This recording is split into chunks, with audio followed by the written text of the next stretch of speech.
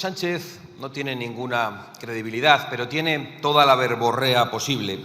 Así que con mucho desinterés le hemos escuchado hablar de los temas tratados en el Consejo Europeo y de las relaciones con Marruecos.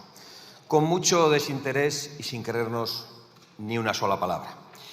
Y digo yo, ¿no habría sido más fácil que fuese Marruecos al Consejo Europeo en lugar de Sánchez, ya que la política exterior de España se dicta desde allí, se le ordena desde allí al señor Sánchez? ¿O acaso alguien cree que Sánchez puede defender cualquier postura internacional sin el visto bueno de Marruecos? En esta Cámara puedo asegurar que no lo cree nadie. Eso no lo cree ni Pachi. Y puedo probarlo, señorías, porque es una evidencia que los aliados más radicales del gobierno de Sánchez, los que le imponen la política nacional, ni siquiera se han atrevido a discutirle seriamente el cambio de postura sobre el Sáhara. ¿Y cómo es posible que los separatistas y los comunistas, tan amigos ellos del pueblo saharaui, no le hayan exigido una rectificación inmediata, una explicación o le hayan retirado su apoyo? Parece extraño porque ellos han conseguido y consiguen todo lo que desean de este gobierno. Todo lo que desean gracias a la debilidad de Sánchez.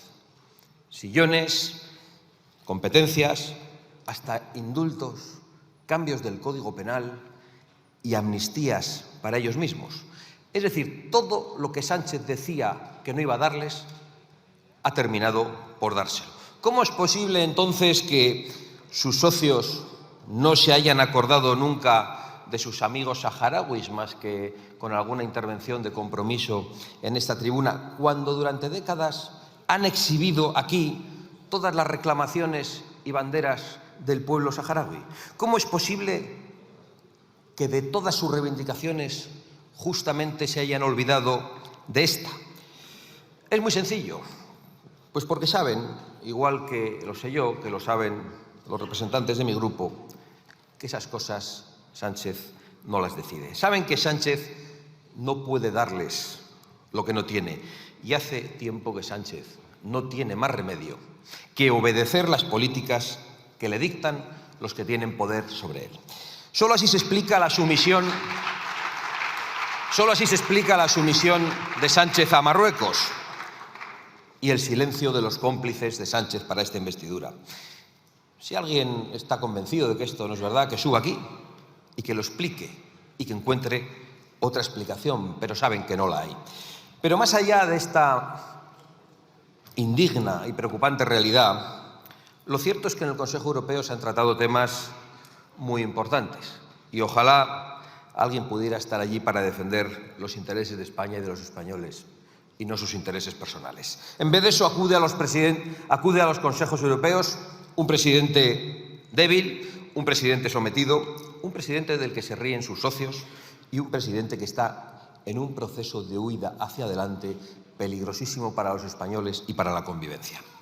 Es más, creo que no me equivoco si afirmo en esta tribuna que los daños más grandes de Sánchez son los que están todavía por llegar y los que afectarán a España. Y afirmar esto del presidente del Gobierno, que ha destruido la separación de poderes, que ha encerrado inconstitucionalmente a los españoles, que ha destruido la igualdad de los españoles ante la ley, que ha puesto a las mujeres españolas en peligro, pues significa que debemos prepararnos para lo peor. No es retórica para usar en esta tribuna, lo creo firmemente. Lo creo porque el señor Sánchez se siente acorralado por la corrupción que vamos conociendo y por la corrupción que ya hemos vivido en esta Cámara, la que ha hecho a la vista de todos, comprando votos para su investidura en esta Cámara a cambio de favores criminales.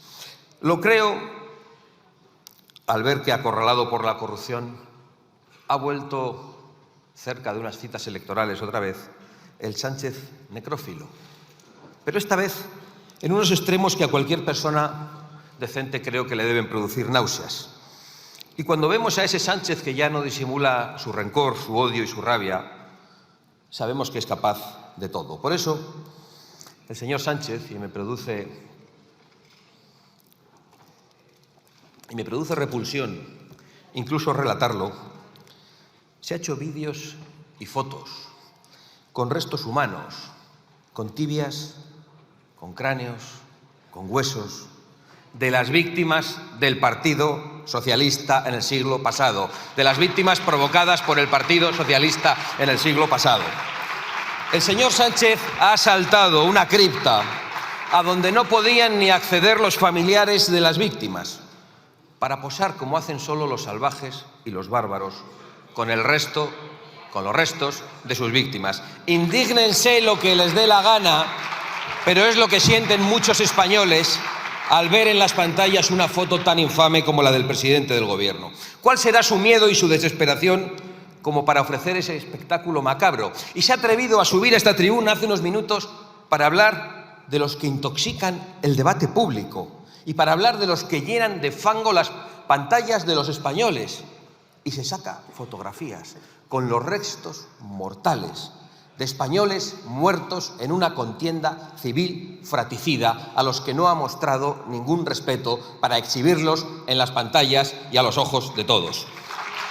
¿Qué sentirá al sacarse fotos con esos cráneos, con esos restos humanos, convocando allí a los periodistas? ¿Alegría por una proeza patética? ¿Autosatisfacción? ¿O quizá algún extraño y diagnosticado placer? Por supuesto, aparte de los placeres íntimos que eso pueda proporcionarle, que yo no lo comprendo, esas fotografías tienen una intencionalidad política. Y eso es lo más grave de todo, porque eso es lo más amenazante para la sociedad española, para su convivencia, para la concordia y para la libertad y el derecho de los españoles a acercarse al pasado histórico como les venga en gana, y eso es lo que el Gobierno no quiere permitir. Sánchez quiere pisotear la reconciliación entre los españoles. Lo sabemos hace mucho tiempo. Quiere sembrar cizaña y, si le es posible, parece que hasta la violencia, rescatando los viejos odios entre españoles. Quiere pisotear la memoria de todas las víctimas de un enfrentamiento entre hermanos, de todas. De las del bando nacional, posando con sus cráneos como si fueran trofeos hace una semana, y de las del bando republicano, utilizándolas de manera perversa para remover el odio. Y eso lo hacen los que dicen que no hay que utilizar a las víctimas, nunca. A las víctimas de las agresiones sexuales, a las víctimas del terrorismo, sean cuales sean las víctimas, no hay que utilizarlas. Eso sí, el presidente del Gobierno va a sacarse fotos con los muertos de una guerra civil, en una falta de respeto insoportable a los muertos que nos aleja de cualquier signo de civilización y nos acerca a la barbarie. Y todo porque cree que es una manera muy astuta de ocultar sus corrupciones y su debilidad.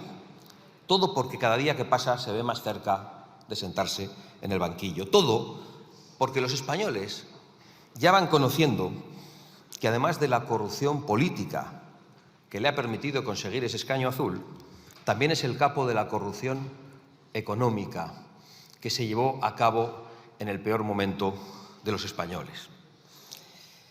Todo hasta posar con calaveras de personas muertas para que no se hable de cómo en España se reparten los contratos y las subvenciones. Cualquier cosa, hasta posar con calaveras de personas muertas para evitar que se hable de que las empresas que reciben un correo de la mujer del presidente del Gobierno facturan más en España. Todo, lo más ruin, lo más infame, lo más deleznable y lo más indigno, hasta posar con calaveras, para evitar que se hable de que cuando los españoles estaban sufriendo, algunos se han llevado millones como buitres en mitad de una pandemia.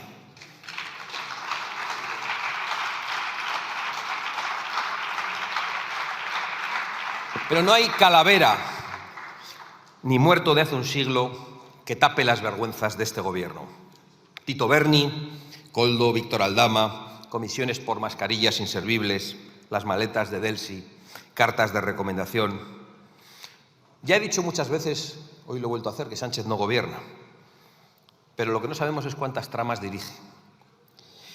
¿Y cuántas pruebas había de ello en ese teléfono que le hackearon?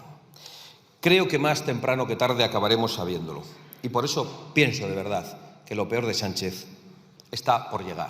No sabemos cuál será su siguiente vileza, que trata de ocultar con su verborrea habitual hoy en esta comparecencia.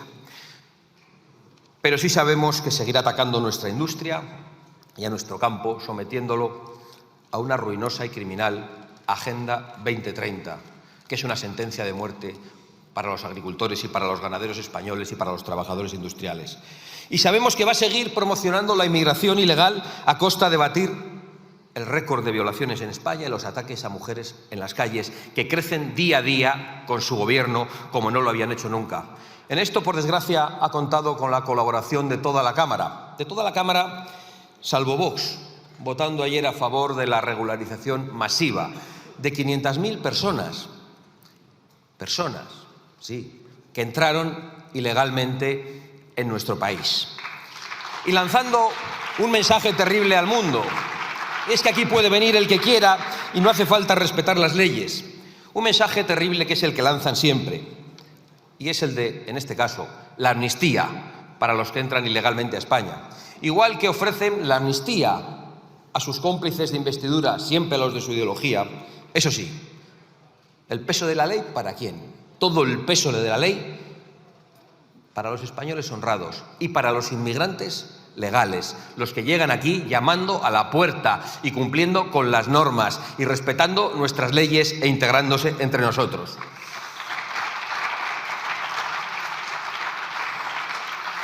¿Para cuándo la defensa de las fronteras que quieren la inmensa mayoría de los españoles? ¿Para cuándo la persecución de las mafias del tráfico de personas que siguen recibiendo subvenciones públicas?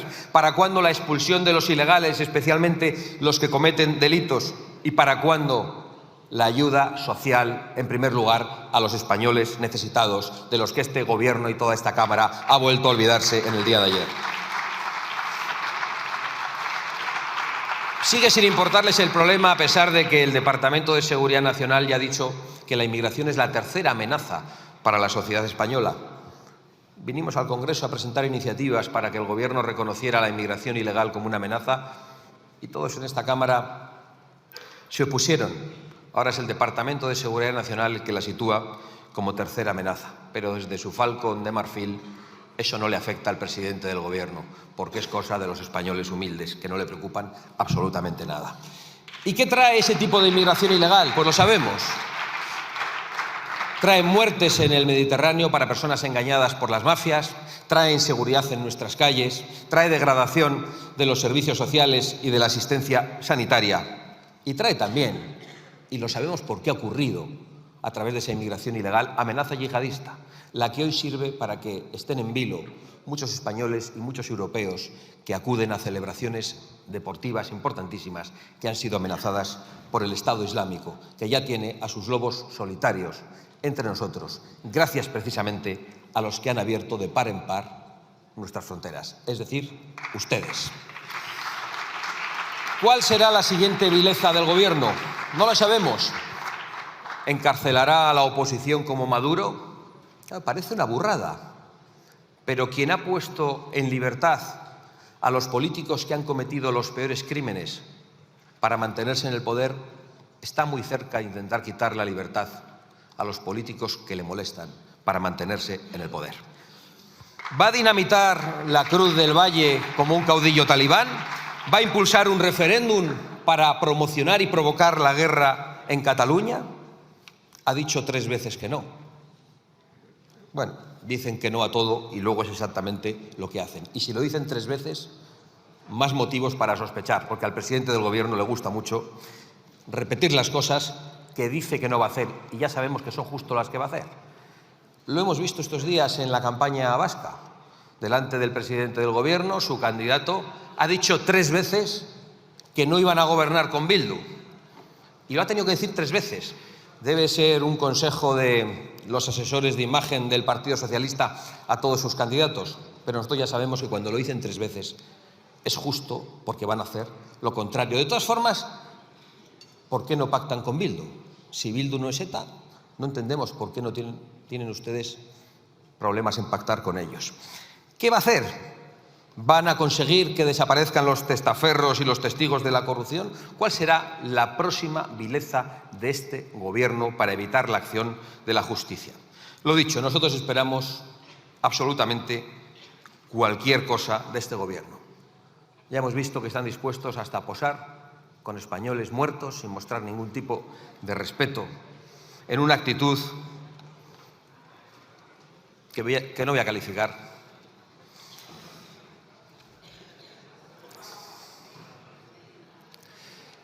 Si yo creo que hasta a ustedes les da vergüenza. Si yo creo que hasta a ustedes les da vergüenza esa foto. Señor Feijóo, con el de las calaveras, ¿va a repartirse usted el gobierno de los jueces?